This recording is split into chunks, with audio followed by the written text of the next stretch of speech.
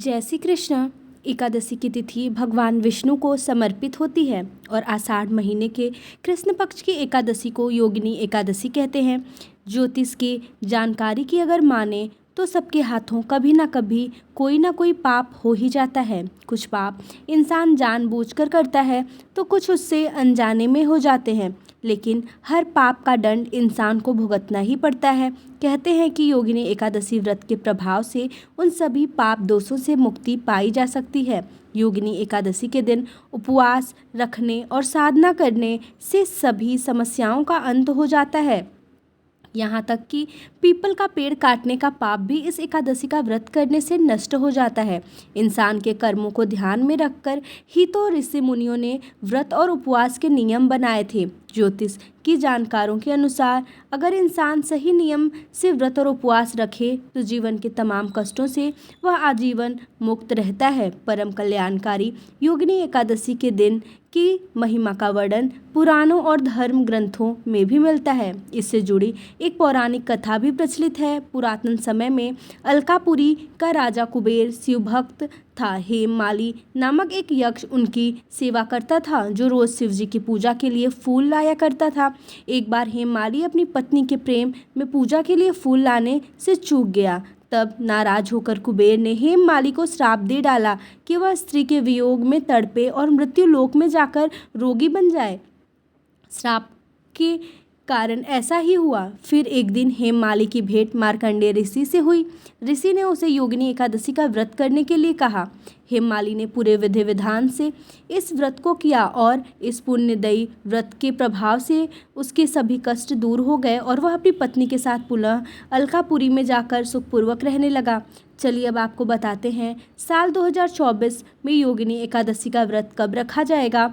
आषाढ़ कृष्ण पक्ष की एकादशी प्रारंभ होगी 1 जुलाई सोमवार को सुबह 10:27 से। इससे पहले तक दसवीं तिथि रहेगी और एकादशी तिथि समाप्त होगी 2 जुलाई मंगलवार सुबह 8:42 पर। इस बार भी एकादशी तिथि 2 दिन है। ऐसे में आपको मन में यह प्रश्न होगा कि व्रत किस तिथि को रखना ज़्यादा सही रहेगा। तो देखिए, जब भी एकादशी तिथियों का इस प्रकार का संयोग बनता है कि एकादशी 2 दिन पति हो, तो ऐसे में सभी लोगों को दूजी एकादशी का, यानी जिस दिन एकादशी और द्वादशी तिथि दोनों ही हों, उस दिन उपवास रखना चाहिए और अगले दिन शुभ मुहूर्त में व्रत का पालना करना चाहिए। लेकिन कुछ लोग दूसरों से सुनकर जिस दिन एकादशी लगती है उसी दिन से व्रत रखना प्रारंभ कर देते हैं और अगले दिन व्रत पालना मुहूर्त ना होते हुए भी व्रत का पालन कर लेते हैं, जिससे आपको दोष भी लग सकता है। इसलिए हमेशा आपको तिथि और शुभ मुहूर्त की जानकारी होनी चाहिए।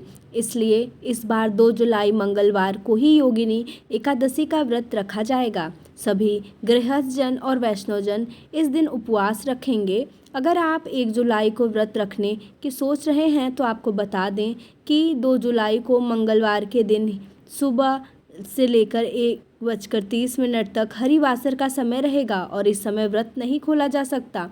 अगर आपको व्रत रख भी लिया है तो फिर आपको दोपहर 1:30 से 3 बजे के बीच में मंगलवार के दिन व्रत का पालना करना होगा। ऐसे में एकादशी का व्रत बहुत अधिक समय का हो जाएगा। इसलिए सभी लोगों को मंगलवार के दिन व्रत रखकर बुधवार के दिन सुबह शुभ मुहूर्त में व्रत का पालना करना चाहिए। एकादशी के दिन यानी 2 जुलाई मंगलवार को सूर्योदय सुबह 5:49 पर होगा और सूर्यास्त शाम 7:12 पर होगा। इस दिन ब्रह्म मुहूर्त सुबह 4:13 से लेकर 5:01 तक रहेगा। अभिजीत मुहूर्त दोपहर 12:04 से लेकर 12:57 तक रहेगा। अमृतकाल सुबह 2:20 से लेकर 3:53 तक रहेगा और राहु काल दोपहर 3 बजे से लेकर 4:30 बजे तक रहेगा। राहु काल को अशुभ मुहूर्त में गिना जाता है। द्वादशी तिथि प्रारंभ होगी 2 जुलाई मंगलवार को सुबह 8:43 से और इसी के साथ हरिवासर का समय शुरू हो जाएगा और 3 जुलाई बुधवार को सुबह 7:10 पर द्वादशी तिथि समाप्त होगी। 3 जुलाई बुधवार को सूर्योदय सुबह 5:49 पर होगा। सूर्यास्त शाम 7:12 पर होगा। ब्रह्म मुहूर्त सुबह 4:13 से लेकर 5:01 तक रहेगा। राहु काल दोपहर 12 बजे से लेकर 1:30 बजे तक रहेगा। व्रत का पारण अगले दिन हमेशा सूर्योदय के बाद और हरिवासर का समय बीतने के बाद किया जाता है। 2 जुलाई मंगलवार को हरिवासर दोपहर 1:30 बजे तक समाप्त हो जाएगा और योगिनी एकादशी का व्रत खोला जाएगा, यानी व्रत का समापन किया जाएगा।